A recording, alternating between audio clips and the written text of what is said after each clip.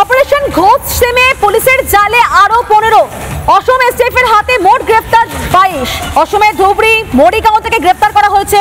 ফোনের ছোট ছোট দোকান থেকে সিম সংগ্রহ এবং টাকার লোভ দেখিয়ে সিম সংগ্রহ করত ধৃতরা। সিম তুলতে কি কি নথি ব্যবহার করা হতো এবং কি কি ব্যবহার করা হয়েছে সেই বিষয়গুলো এখন খতিয়ে দেখছেন পুলিশ আধিকারিকরা।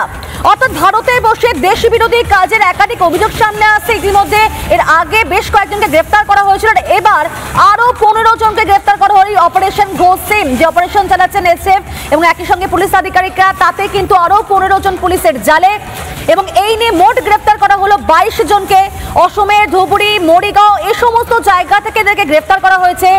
একাধিক জায়গা থেকে সিম তুলতো এবং সেই সিমগুলো তারা ব্যবহার করতো, হোয়াটসঅ্যাপ করা হতো, চ্যাট করা হতো, সমস্ত খবর এপার থেকে ওপারে পাঠানো হতো। অর্থাৎ ভারতে বসে ভারতের বিরুদ্ধে চক্রান্ত করে এখানকার যাবতীয় ইনফরমেশনগুলো পাকিস্তানে পাঠানো হতো এবং এভাবেই দেশে থেকে দেশদ্রোহিতা একেবারে তলে তলে এই দেশে থেকে তলে তলে ছক কষা হচ্ছিল এবং সেখানে কিন্তু এই নিয়ে 22 জনকে গ্রেফতার করা হয়েছে অপারেশন ঘোষ সিমে।